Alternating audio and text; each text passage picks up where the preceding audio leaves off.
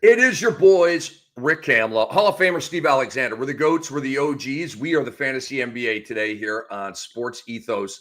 And Doc and I have been dear friends. We're brothers, okay? There are friends that are friends. There are friends that transcend and become like family, right? Doc and his wife, Casey, are those people for me. So we just spent the weekend together down here in Florida. Doc, we were all over the place, dude. We were Clearwater. We were Treasure Island. We were St. Pete. I think we were Largo, dude. We had fun, man. A little bit of drinking along the way, a little bit of partying along the way, and we had a great time, dude. Thanks for coming down, man.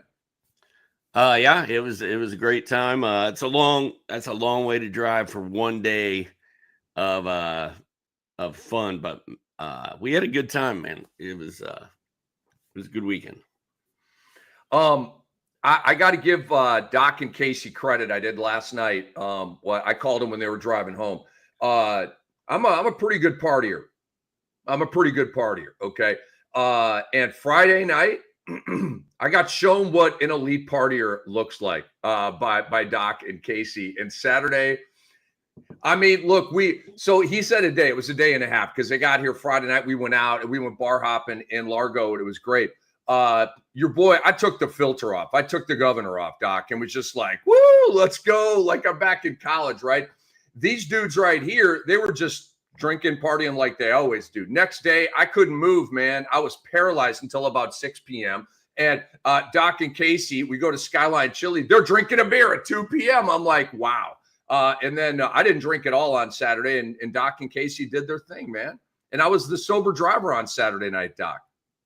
We put you in the ground on Friday night. Like you almost you almost didn't make it to Saturday. I didn't know how bad you were feeling until you ordered that food and you were just like, I can't do this. I couldn't eat. I couldn't, when you're hungover, usually food tastes amazing. I could not eat anything. The nausea was crazy. So yeah, a lot of tales from the weekend, man. We had a blast. And so that's that, man. Doc, you ready to get in the show? Talk some hoops, dude? Yeah, we didn't talk a lot of hoops over the weekend. I think the one thing we talked about is what if well, actually, we'll talk about it in a second when we actually start this segment. The one guy we talked about is on my list. He might be on yours too. For bounce back players? Oh, I thought we were doing what if. Yeah, we're doing bounce back players. Show? We're doing bounce back players here. What if players is the Tuesday episode. Well, woo! I may be really good at partying, but I really suck at reading Andre's emails. Are you ready for bounce back players, or am I bouncing all of my bounce back players off of you? Then you. I can do this. I got this. All right. So let me tell the people a couple of things here while you gather your thoughts. Our episode here is presented by FanDuel. We appreciate them. Also, guys, if you're watching us live on Twitter, little heads up, not every off-season episode is going to be available here on Twitter, or X. So make sure you subscribe to the Fantasy NBA Today podcast feed to catch every episode and stay in the loop. And big stuff, guys. Please make sure that you check out our NBA draft guide. It is live. It is available right now. NBA draft guide, because we've been telling you about our fantasy football draft guide. It's amazing, and you should still go there and buy that because it's fantasy football draft. I had 2 drafts yesterday and 1 on Saturday night.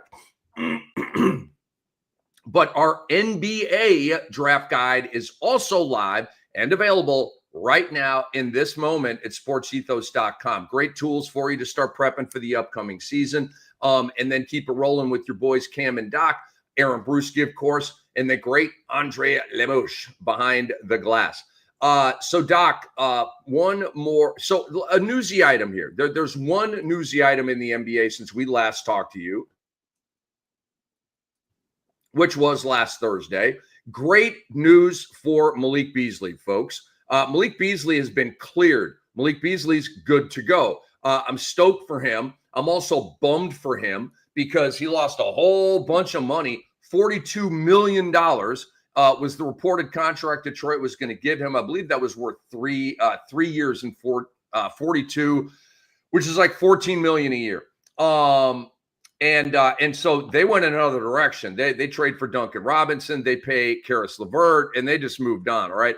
But on Friday, Beasley's lawyers announced that he was no longer the subject of a federal gambling investigation, with his attorney saying, quote, months after this investigation commenced, Malik remains uncharged and is not the target of this investigation. An allegation with no charge, indictment, or conviction should never have the catastrophic consequence that this has caused Malik. This has literally been the opposite of the presumption of innocence. His attorney is, I don't usually side with attorneys, Doc, but his attorney has the hammer and there's the nail, and he hit it perfectly, bro.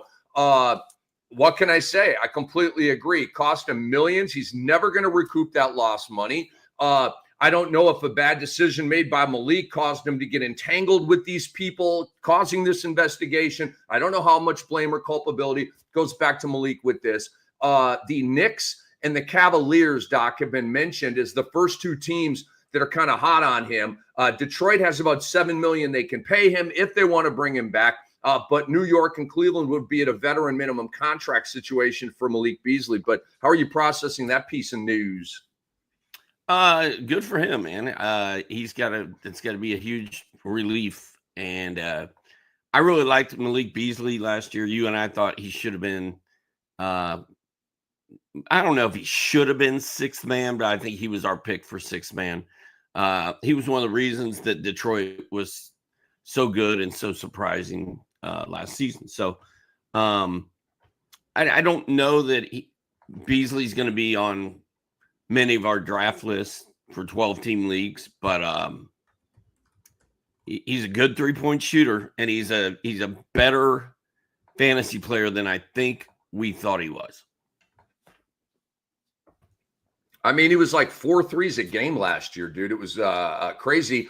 I think he made history. I think he had the most threes off the bench in NBA history, something like that. Like the history that he made and the difference that he made with Detroit.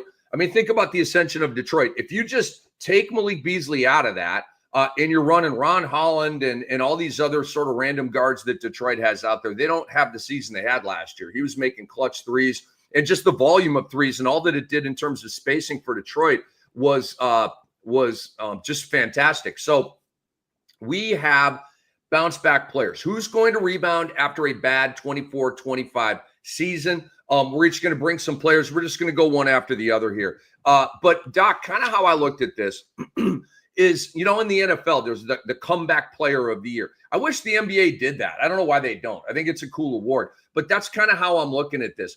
And it's 2 layers. It's either you played 30 games or your stats dropped, or maybe both, right? So, I don't know how you were looking at this, if it was like injury only, if it was like stat dip only, but mine was kind of a soup that includes all of that kind of stuff. And I have 14 total guys. I'm going to give you my core guys first, but I do have 14 guys, and all like the ones at the end, I can make it quick and stuff like that. But I came up with 14 dudes. Nice. As everybody is aware, at this point, I did not have this list prepared. I have since put a list together of guys to talk about. Hopefully some of them are on your list. Hopefully they're all appropriate for this list. I didn't do a deep dive into stats, so mine are probably a little more injury oriented, but maybe not. All right, so give us your first guy. I'm going to go Wemby. Wemby had the blood clot issue last year. Wemby is a monster. Like, Wemby hopefully will play in 72 games this year. The Spurs are going to be good. They're going to be trying to win now. I don't think we finally don't have the question of, are the Spurs going to try to win or are the Spurs going to tank? I think we know the answer to that going into this year, which is a nice change for once, because it's been rough the last few years. So, and then, if Wemby stays healthy and does what he's supposed to do, he should put up a stat line that we haven't seen ever, or at least since Wilt Chamberlain. So I'm more excited about Wemby as the days go by. And if I get the first pick in any draft, I'm taking Wemby. Me too. Doc, so I have Wemby on my list as well. So let's I'm gonna like put him in a different color here so we know. But Wemby's one of my 14 dudes, played 46 games last year. So you made a bunch of great points. So I won't piggyback on any of that. I want to go to Wemby's stat line, Doc. This is something that we have not talked about. We all know that he's the best stat guy in the NBA right now. Number one pick in fantasy basketball, according to us. You guys want to rock with Jokic. We're not going to crush you on that. It's apples and oranges. What flavor do you want? What fruit do you want? But we think one fruit is a little tastier and a little juicier than the other. And that's the Wemby vine. Okay. But Doc, last year, do you think Wemby's numbers are going up from last year? Or are we this Josh Giddey about Wemby just at the numbers he put up last year, which was 24, 11, and 4, 3.8 blocks, 1.1 steals, 3.1 threes. Is he going up on those numbers, or are we just going status quo here? I mean, he's entering his third season, right? And that's usually when guys pop and when stars fully break out. So I'm expecting even a little bit more than we got last year. They're going okay. up. So am I. So let's play a fun projection game here. So 20, 24, 11, and 4 PRA. Let's start there. So let's move him to at least 25. Let's move him up to 12. Let's move him up to 5. 25, 12, and 5. That's one up on all of his stats. Completely realistic. All right, blocks 3.8. Let's hike that up to 4.2. Let's give him a Hakeem Dikembe number, bro. 1.1 steals could get up to like 1.3, and 3.1 threes could get to like 3.4. And I'm trying to just be conservative with these upgrades. Dude, these mild upgrades have put Wemby at a 25, 12, and 5. What? 4.2 blocks, 1.3 steals, and 3.4 threes. And Doc, don't you kind of believe that Wemby might one of these years have a 2-2 in the defense with 2+ blocks and 2+ steals? I feel like he can maybe do that one of these years. I mean, his rookie year, he was at 1.2 steals. For him to have a 2-steal season is not that hard to see. So I totally think that could be possible. I mean, what if Wemby's at like 4.2, but gets it like to 1.8 steals? He's like in the top 5 in steals, leading the league in blocks. If he was at like 3.4, 3.5 threes, he might even be in like the top 10 or 15 for 3 balls made per game. Dude, these stats are fun, right? We've never been able to talk about one dude doing all this stat-wise, Doc. Sean Marion, remember how fun his stats were? Kevin Garnett back in the day, remember how fun his stats were? Like, nobody's stats are funner than Wemby, dude. No, and it's scary. I mean, it's if he does what he's capable of doing, it's going to be hard to lose if you draft Wemby. It's going to be hard for you to screw that up. So don't screw that up. Watch us, Fantasy NBA Today. Rick Kamla, Steve Alexander, Aaron Bruschi, of course. We're the GOATs. We're the OGs. We're going to help you and guide you DFS style, redraft league style, dynasty league style, cash league style. We got you. You're going to win money with us because we win money. You win money, Doc. I win money. So if we're doing that and they follow us, then Andre wins money. Brew wins money. So if they follow us, then they should also be in the green. It's really not that hard. Really not that hard. But you guys have your own brains out there. Just come to us as a soundboard, as the brainstorming lab, right? And wow, you just pluck little ideas from us, man, and go build your teams and tweak your teams and win. Nick Claxton, Doc, is the first bounce back player that I want to hit you with. I kind of doubt he's on your list, but he's on mine. And I feel like we didn't really talk a lot about him early in the offseason, and now it's almost like I can't stop talking about him, so I won't belabor the point. But again, last year, 10 points, 7 rebounds, 1.4 blocks. Just pitiful. Absolutely pitiful. But the previous 2 years, he was at about a double-double with 2+ blocks. And so he's, hanging out with Miles Turner and Walker Kessler and Brooke Lopez, back, 2 years ago and at the 2-block range, right? Claxton, can you get us back to that, buddy? I mean, dude, you got it in you. They paid you for it. Give it to them. Give it to us. Give it to the fantasy world. So I hit you with Nick Claxton, Doc, one of my 14 bounce back guys. Back to you, dude. Give me another one. So the best season Claxton has had is like 12.5 points and 9 boards, 2.5 blocks. I mean, that's not bad. But how did he, like, do we know, like, what is your feeling about why he had such a bad year last year? 10, 7, and 1.4 blocks. I think he got bored, bro.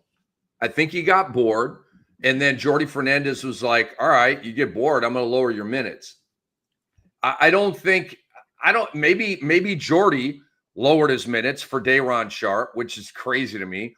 And then Claxton checked out. So I don't know what was the chicken or what was the egg and all that stuff, but I don't think he's injured. I just think he powered down, dude. I just think it was a weird year on a terrible, terrible team. But I'm theorizing here. I don't necessarily know, but there was a significant reduction in minutes. Okay. So why was there a significant reduction in minutes? Was it just Jordy's new philosophy on the team, or was Jordy reacting to Claxton kind of checking out on a ishy team? I don't know. What do you think? I don't know. I mean, dude, those Brooklyn Nets last year were such a mess. And I guess everybody on that team probably checked out because it was so bad. Cam Johnson's the only dude that was at Cam Johnson was the only activated player on that team last year for me. Yeah. I hear my grandson is crying in the other room, and my son is with him right now, and he's probably mad that I'm not there. And I envisioned doing this podcast with that kid, that 6-month-old baby sitting on my lap, but Soren is taking one for the team, so we can do this in peace. Soren, you the man. You the man, all right. Soren. So I don't know if my next guy qualifies for this list or not, but I just can't stop talking about him. Sort of like you and Nick Claxton. Luka. We've been waiting for Luka to be the number one fantasy player, win an MVP, win a title. We've been waiting for that for a while. And, Luka he didn't play in very many games last year, 50 games, half in Dallas, half with the Lakers. Oddly enough, his stat line was almost identical in both places. 28.2 points, both places. 0.4 blocks, both places. 7.5 to 7.7 assists. It's weird. The numbers were exactly the same in LA. But I'm kind of waiting for Luka to blow up everything we know about him and become like a Wemby Jr. Like challenge Wemby to be the fantasy king. Luka's not even going second or third in drafts, right? He's going fourth, I believe. And that seems appropriate, I guess, based on history. But the fact that he's on the cover of Men's Health, the fact that he looks like a monster, the fact that the Lakers have given him the keys to the car, and the fact that he's still in disbelief and angry about what happened last year, about the trade. I mean, he has a chance to blow the doors off the league this year. So I think I'm super psyched about Luka, and if I'm picking third, I'm taking Luka. Yeah, I got to do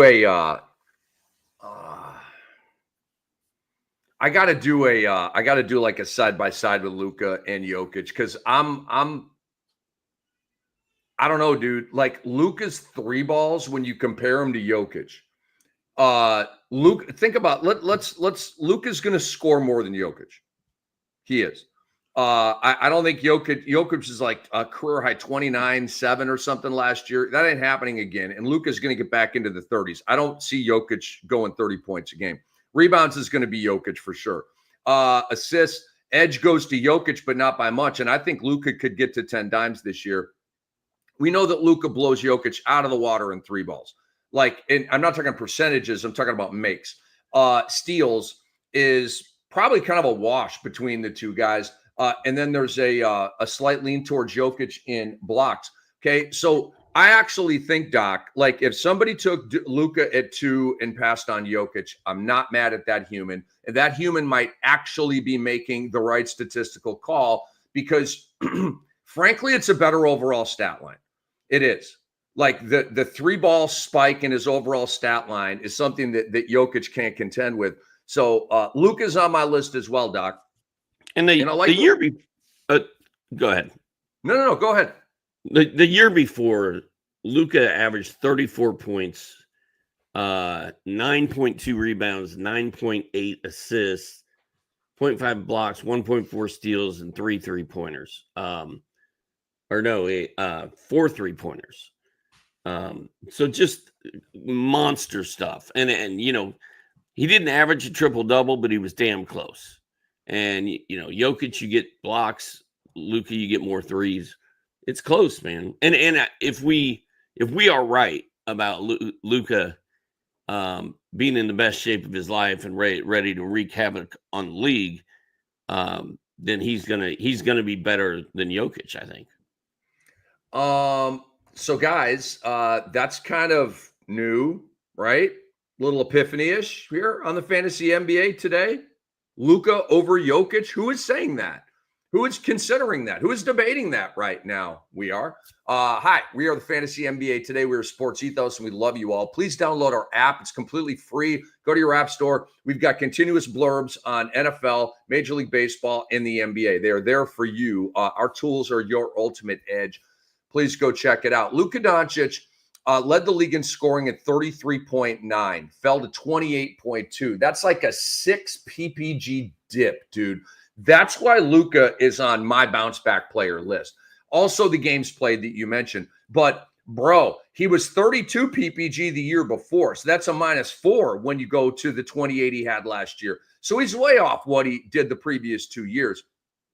And it was, I mean, like with Dallas, I think like his numbers would have continued to go like that, right? I just feel like Luka's Luka. He's going to just, but they traded him.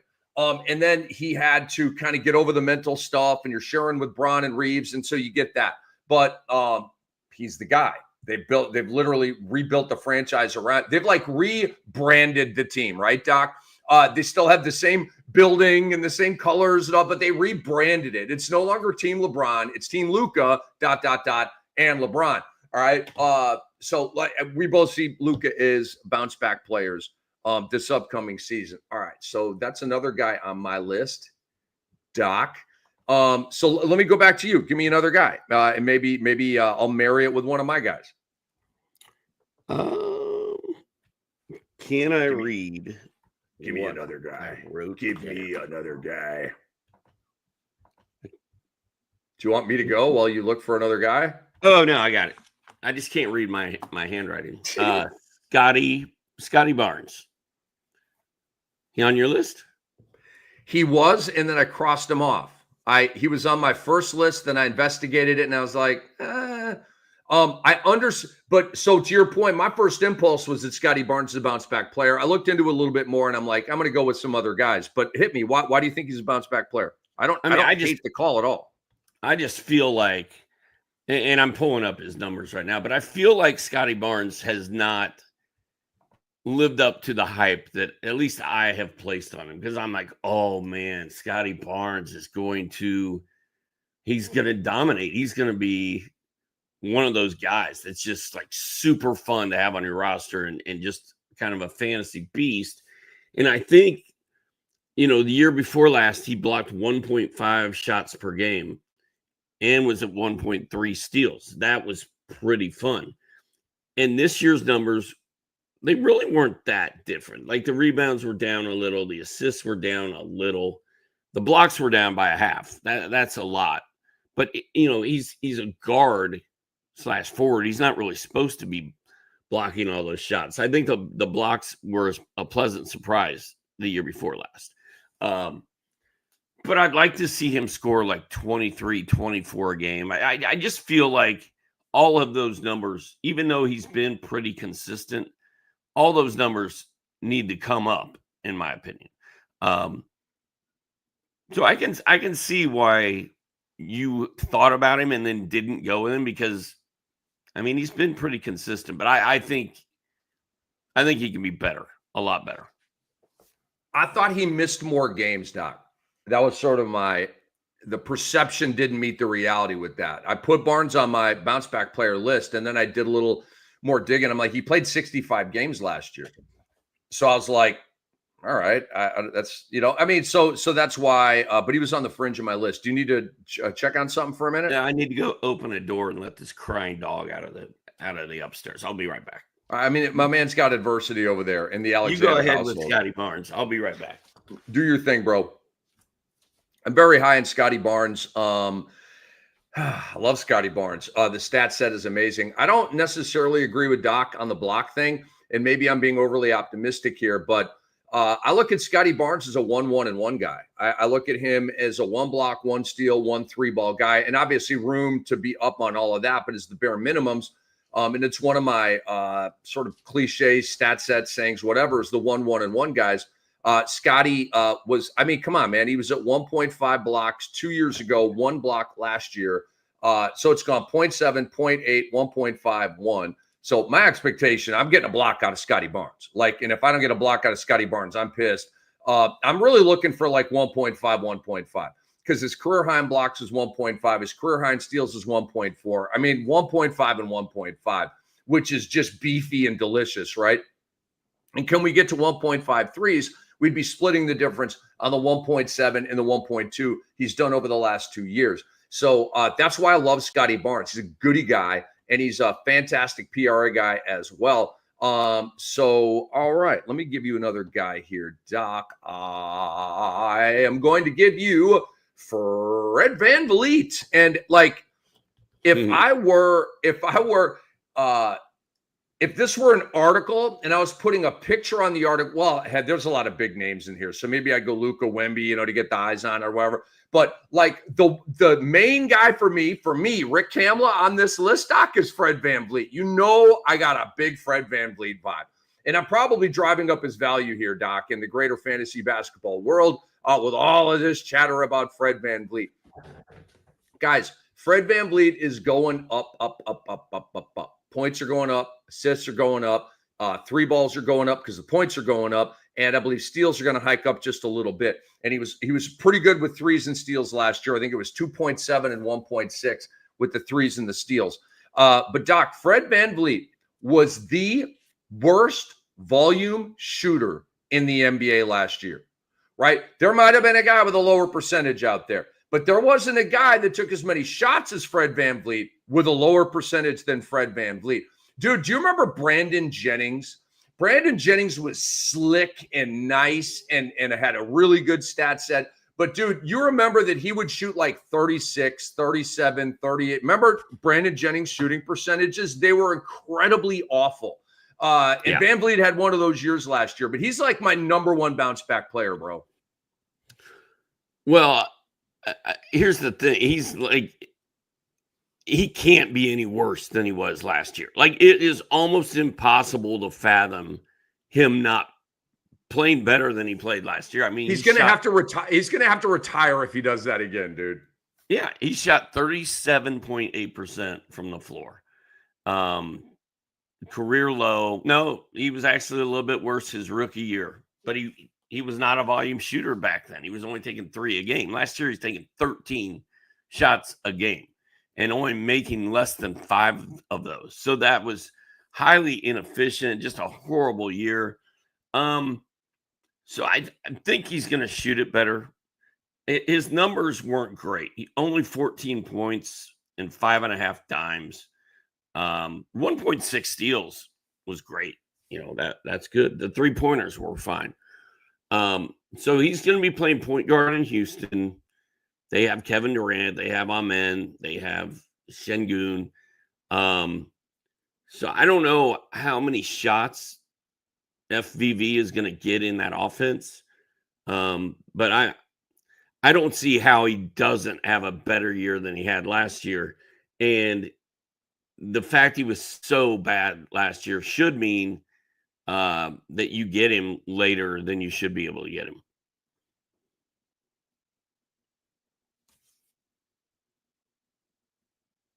And I go into bit mode and I'm on mute. Put the fastball right there in the catcher's mitt on Fred VanVleet, 95, right to the hole, baby. Fred VanVleet, lock it up. All right, Doc, give me another bounce back player here on the Fantasy NBA today. I'm going to go with the name I can read all of these. I'm going to go with Jalen Johnson, who I'm guessing is on your list, but I don't know that. Yes, affirmative. He's been hurt 2 years in a row. As Rick and I have been saying all year, that's 2 strikes. But he's still got one more. He's still got one more chance to get a hit before he strikes out. So he's had 2 very bad injury-plagued seasons, and I think everybody is hopeful that he plays the whole year. And if he does play the whole year this season, the numbers are going to be fun, and they're going to be juicy is what they're going to be, because he's on everybody's hype list, or at least he was last year, and then he got hurt again. So I love Jalen Johnson. And the Hawks, if Jalen Johnson plays the whole year and is good, the Hawks are going to be a pretty good team in the East, I think. All right. I agree with all that. He's on my list. Doc, Jalen Johnson has played 92 games the last 2 years. I think it was 36 last year, but it's 92 the last 2 years. That's god awful. That's LaMelo Ball-esque. That's Ja Morant-esque. I think Jalen loves the game, though. Okay, he's had these injuries that he gets hurt, he comes back, he gets hurt, same thing again. Then re-aggravates it. Pardon me, we don't do that word here. Aggravates it. We don't do re-aggravates here. My bad. It's like saying irregardless. Doc and I have a thing with re-aggravate. You don't re-aggravate it. You just aggravate it. It's literally, you don't need to put the re on it. All right, so let's have some fun with this, Doc. Jalen Johnson last year was basically a 20-10-5 guy. I think with 19, 10, and 5. All right, can he get to 20? Why not? He's a young stud. He's 1-1-1 guy last year. All right, so he's a PRA stud, and he's a fantasy gold or Wemby meter stud. Come on, dude. This guy's a tremendous player. Dude, he has a chance. When I was doing my all-star list last year, 2 months into the season, just kind of, hey, who's on the all-star team? Jalen Johnson was if I had 12 Eastern all-stars, he was guy 14. He was on the bubble, right? He was on the all-star bubble for me when he was kicking ass last year. And then he got hurt, and that was before the all-star game, so it just all vanished. If he plays, Doc, a big amount of games, I believe that the Hawks are going to be challenging for the top 4, safely in the top 6. They will be a team that people like to watch, right? There will be people talking about them a little bit. And I believe Jalen Johnson might be able to make an all-star team. If Atlanta can get to the top 4, knock Milwaukee out, knock Indiana out, right? Maybe knock Orlando out, right? Maybe the Hawks really surprise us this year. Jalen Johnson could be a freaking all-star, bro. And the Hawks can be a top 4 team. So there's a lot of exciting stuff with the what if of Jalen Johnson in fantasy and in reality. Yes, he is on my list too. Yeah. And the numbers speak for themselves. 19 points, 10 boards, 5 assists, a block, 1.6 steals, 1.2 threes, over 50% shooting percentage. And then his free throw is, career high 75%, which that's not going to win you anything, and it's not going to kill you either. So there's really no weakness in his game except the injury question. I was earmuffing for the free throw conversation. I was like, old school when he goes earmuff. He's like, "Why are you swearing in front of the kid? Put your earmuffs on," right? I love that scene. We still got to get Andre to watch Old School and Ron Burgundy. All right, I got another guy for you, Doc, and I may be stealing one of your guys here. I'm not trying to do that, but I may be. Do you have Dante DiVincenzo on your list? No, I didn't. I mean, if had I combed through the whole league, maybe he would have been, but no, he's not. All right, so let me give you a little ditty on Dante, and then you can go. Tell me if you agree, by the way. I have a hunch, and it's only a hunch, Doc. Okay, Mike Conley's going to start at point guard for the Minnesota Timberwolves. Chris Finch loves him. Old school coach, old school point guard, winning team. They've been winning with him starting there. They're not going to change it. To start the season, I have a hunch that there will be a transition at some point this year. It's what we wanted to happen last year. We got it for a minute, Doc, and it was tasty. And then Dante got hurt, and he never got the starting job back. So it's a maybe. It's a hunch. I'm not going to put a ton of stock into it, with how I rank them and stuff like that. But we're doing a bit today on bounce back players. And Dante, after the career high year in New York, franchise record 3 balls for the New York Knicks by Dante, okay? But he was starting. Goes to Minnesota, comes off the bench, down to 12, 3, and 3. Yuck. The 3-ball number was good. The steal number was good. He's a fantasy gold guy, but 12, 3, and 3 is brutal, dude. Only played 62 games. So I just got a little feeling that Dante's going to be heard from this year more than he was last year. Yeah, but his numbers were the same that previous year, except for scoring and threes. He scored 3 more points a game. It was 15 to 12. And he made, 0.7 more 3-pointers. Everything else was pretty much the same. His numbers aren't going to knock your socks off. He actually had more assists last year than he had that year in New York. But, dude, I remember last year, I got so excited when it looked like DiVincenzo was going to become the starting point guard and just take off, and then he got hurt, and we just never got to see it. But I'm probably not going to be talking about DiVincenzo as much this year as I did last year. I mean, he was a nice late draft pick that year with the Knicks, and he was surprising, and he was a value pick. Maybe he can do that again this year in Minnesota. If he ends up being that team's starting point guard, then it's kind of a different story, right? Then he's got a chance to really kind of blow it up and break the bank. Indeed he does, dude. Okay, so he's not on your list. Give me another guy on your list. We're talking about bounce back players here, folks, on the Fantasy NBA today. Hall of Famer Steve Alexander, Rick Kamla. What's up? This is a guy I can almost guarantee is on your list. And it's Donovan Clingan, who you have now talked me into in Portland. Is he on your list? Clingan is not on my list, but I like it. Sing it. How is Clingan not on your list? I don't understand. Go ahead. You can't stop talking about Donovan Clingan. I don't like the coming from the first year to the second year. I feel like I don't know. It's a definitional thing. It's like, for me, it's more of like a pop than a bounce back. But go ahead, dude. Talk to me about Clingan. Talk to me. Well, give me the number hike, dude. Give me some projections and stuff on Clingan. Do you have a stat line in front of you from last year?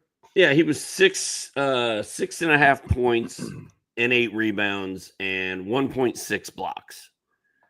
This year, I feel like it should go up to 11 or 12 points and 9 or 10 rebounds and 2 blocks.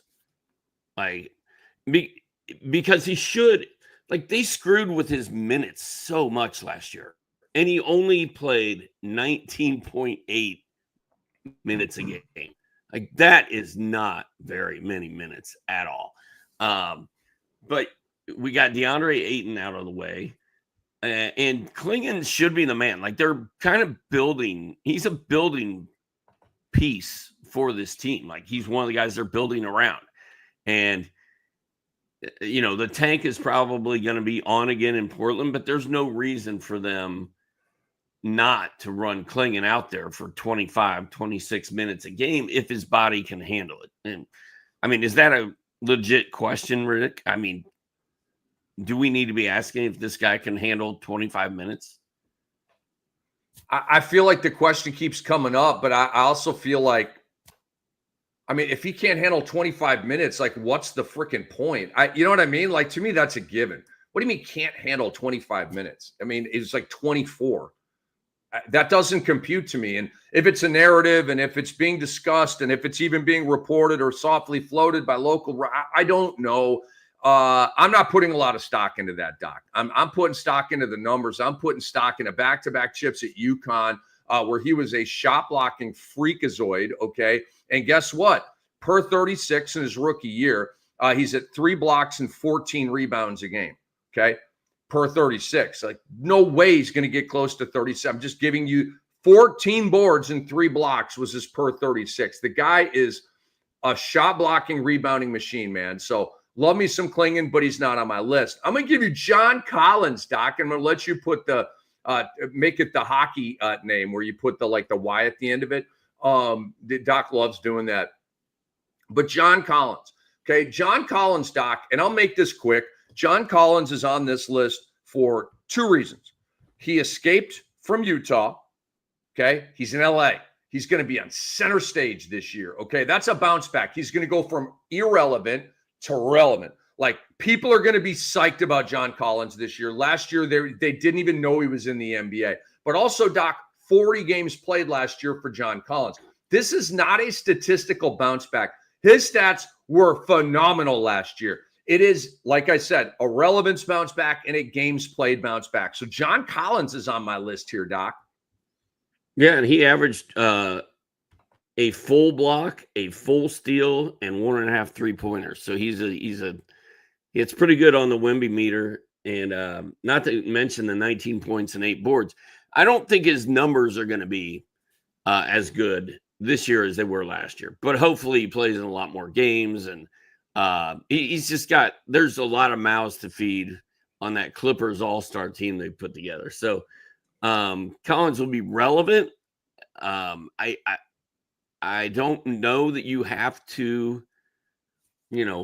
go after him too early and reach for him. He should be there when he should be there. So I like that. I agree. He's in Sleeperville. Like, you know what I'm saying? Like, when you're in Sleeperville, he's going to be a terrific forward pick for you. Give me another bounce back player, Doc. This is the last guy on my list. And I don't think he's going to be on your list because I just don't think you're very excited about him. And I don't know if excited is the right word, but it's Ausar Thompson, Amen's brother.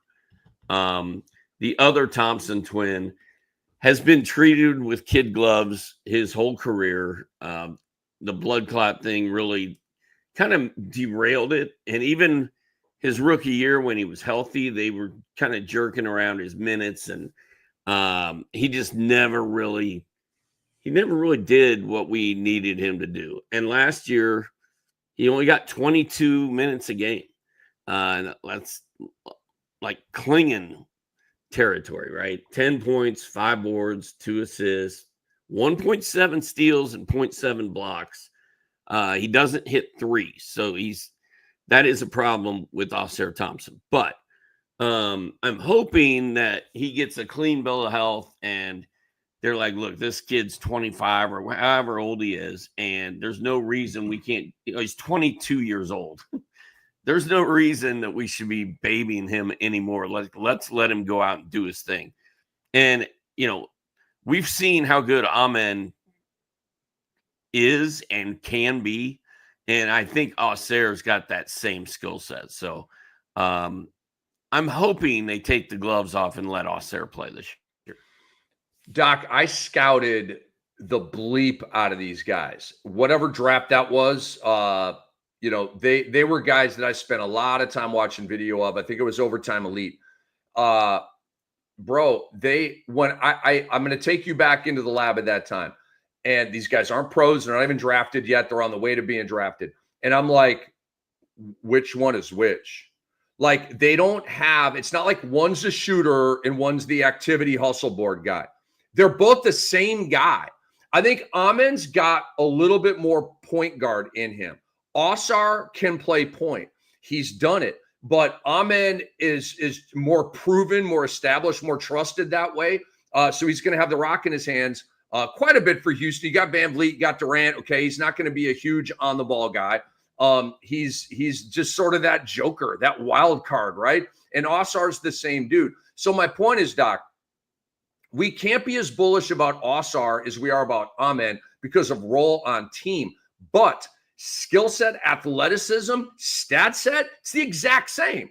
So Osar has crazy, stupid potential is the point here. I do believe, Doc, he's not on my list, okay? I feel like I'm appropriately bullish on Osar. All right, in my rankings, Doc, I've got him. He is my 34th forward. I have him above Kuzma, above Michael Porter Jr., above Zion, above Markkanen, Ingram, Paul George. Obviously, I mean, that's the dead to me list right there. Zion, Markkanen, Ingram, George. They're all dead to me, all right? You just zap them and vaporize them. And then below, and I won't go any farther than that. But I've got Osar, who's done really nothing statistically in the NBA so far. I have Osar over all those bigger names based on one reason: potential. And maybe this is the year we get a really nice pop from Osar, because these other guys have anesthetized me. Kuzma has put me to sleep, bro. Michael Porter Jr. is going to Brooklyn. I want nothing to do with that, okay? And then the guys below are like, they're kind of like last pick of the draft or like really good waiver wire guys. And then you're getting really, really deep, right? So I like to call. Dave, let me give you Doc, where do I want to go here? Where do I want to go? I'll go with my last main dude. I'm going to give you Herb Jones, Doc. And I know Andre, if he's listening, Andre told us he was multitasking for the show here today, but he's always listening. And maybe listening to somebody else as well. But when I said Herb Jones, I know that Andre perked up. Okay, because he just traded for Herb Jones in the Cam Dynasty, and he thinks he's making all these power moves. And in fact, he is. He's coming for my money. Will he get it? Oh, we shall see. We shall see. But he does have Wemby, and he's got a kick-ass team, formerly owned by Doc. And now he's got a man named Herb Jones. Doc, Herb Jones played 20 games last year. 20. And when you look at his overall stat line, the steals were mega last year. That wasn't the problem. The drop, because he was 2 years ago, he was like solid 3 and D. Last year, he was just the D. He did not bring the 3. It was 1.1 per game on 31%. I can't give you credit as a 3 and D guy when you're shooting 31% and making 1 a game.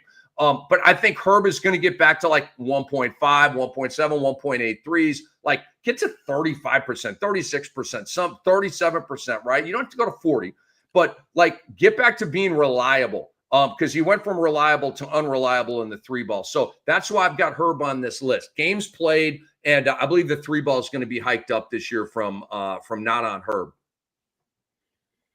Yeah, I like Herb. I just don't like guys that score 10 or 11 points a game, like year in and year out, and that's Herb. So, if you draft him, you're getting steals, no doubt about it, but you're also giving up some scoring. And maybe, I mean, I don't think he's ever going to be like a scoring force on a team, but maybe he'll have the ball in his hands a little bit more on offense, given the fact that New Orleans is kind of a bleep show. Our boy Andre, the best producer in the business, is chiming in. He says, power moves, ? Humble moves only. I see you, Andre, always walking in humility. He says, my team doesn't have the Cam budget. We can only aspire to compete on a good week. And so grind strategy right there. Yeah. Very early, by the way. Dude, it's still August. And Andre's hitting us with the Christ. There's no budget, by the way, in our league.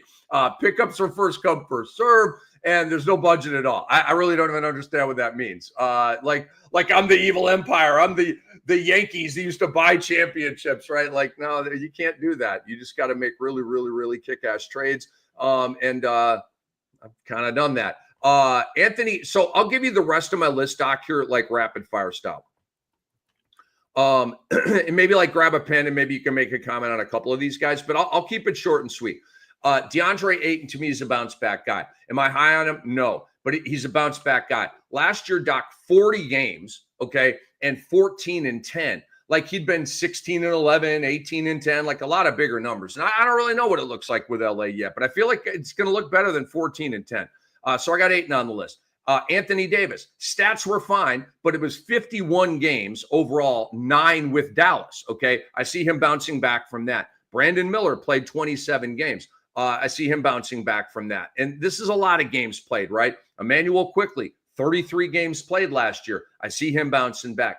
Jaden Ivey, 30 games played last year. I see him bouncing back. I like Jaden Ivey. I do. I bleep with him, as they say. And then Cole Anthony, Doc. I'm not super high on Cole Anthony, but dang it, he has a legitimate path to a bounce back season, perhaps as the starting point guard of the Milwaukee Bucks. So I gave you Cole Anthony, Jaden Ivey, Emmanuel Quickly, Brandon Miller, Anthony Davis, and DeAndre Ayton to round out my list of bounce back players.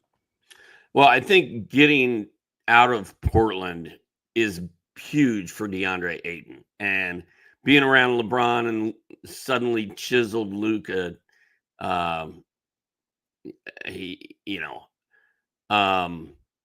I can see an Ayton bounce back, and I could see me drafting DeAndre Ayton, which I don't think you would draft Ayton in the right spot. I would draft Ayton this year with the Lakers, but it would have to be on my terms. You know what I'm saying?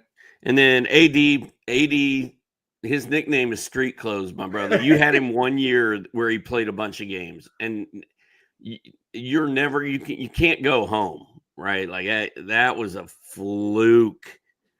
Emmanuel Quickly, I don't remember what he looks like. I've forgotten about him. I'm not excited about him. Sure, maybe he bounces back. Ivy, I like Ivy. I think you and I are on the same page with Ivy. Like we watched that guy play at Purdue. Oh my God. And he was so good. He was one of the top players in college hoops. He was so good. And we haven't really gotten to see it in the NBA yet. And last year he broke his leg and never we didn't really get to see him. So he's a guy I'll keep an eye on in training camp and see how he looks in the preseason. I could be intrigued. And then Cole Anthony, I could get behind that if I wasn't a KPJ, a Kevin Porter Jr. guy.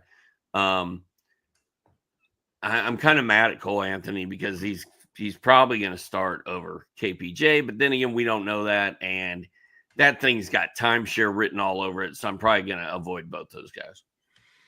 All right, Doc. So let's get to our FanDuel win total for this episode, dude. And I'm at the wrong episode. Here we go. Our FanDuel win total for this show right here, which is brought to you by FanDuel. Go to FanDuel.com. Get your game on, bro. Los Angeles Lakers, Doc, are at 48.5 wins on FanDuel.com right now. Are you going over or under? FanDuel. I love FanDuel. So the Lakers won 50 games last year. Yes, the West is tough, but we have chiseled Luka. We have LeBron coming at us with an FU year, and we have a newly relocated DeAndre Ayton, and we have Austin Reeves. I think the Lakers are going to be a little bit better than everybody else thinks they're going to be. I think this new revitalized Luka body is going to make a difference there. So I am going to I think they can do what they did last year, right? I'm going to go over the 48.5. I'm going over with a bullet, bro. This is a 50-win team, dude. You just ran it through. I mean, they got Marcus Smart, they got LaRavia, they got Dalton Connect, who you and Andre don't like. I love Dalton Connect. I thought you gave up on him. I lost track. I know Andre cut him off his team in Cam Dynasty. Yes.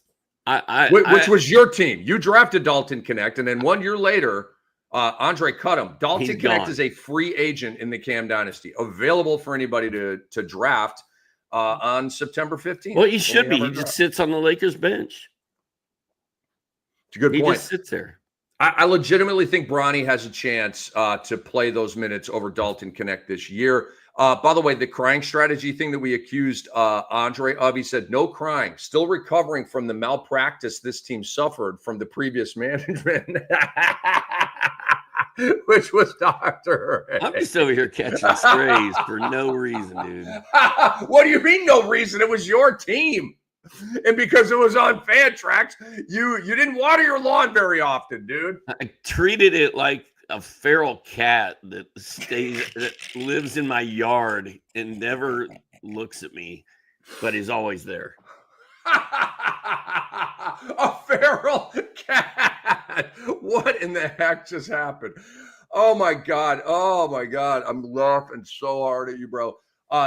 Dude, they got Marcus Smart, man. Come on, dude. I think Marcus Smart is going to be like 20 minutes a game. I think we're going to feel Marcus Smart this year. Marcus, get back to diving on the floor. Don't hurt dudes. Don't roll up into their legs and stuff, because Marcus Smart can do that from time to time. Hey, guys, we are answering audience questions during the offseason. Drop your questions in the YouTube video comment area. We'll get to as many of those as we can. I want to tell you about the sportsethos.com. All right. You guys, we have a fantasy football draft guide for you that we want you to check out. It's a very important time of year. We also have our NBA draft guide up live right now. Okay. August 25th. You're welcome. But our fantasy football draft guide is amazing. John Mazelis leads the NFL side. I am the college football side, but we've got both layers covered for you. College football fantasy kicks ass. I will take you through, take my hand. I'll lead you to money, bags of money. I can't promise, but it's likely. Okay. But sportsethos.com, it's $6 a month, 60% off right now. Go get your fantasy football draft guide over at Sports Ethos. And we really appreciate you guys. Now, one more thing to tell you before we get out of here. If I can get there in my rundown. We appreciate FanDuel for sponsoring this ditty right here. And I just want to say a big shout out to Andre Lemouche, a big shout out to Hall of Famer Steve Alexander, and remind you guys that in Tuesday's episode, we're going to get back on track here with Doc, who was prepared for what if players. So we will do what if players. We will dive into Doc's prep for that on Tuesday. So we will see you then with the Fantasy NBA Today presented by FanDuel. Till Tuesday. Voice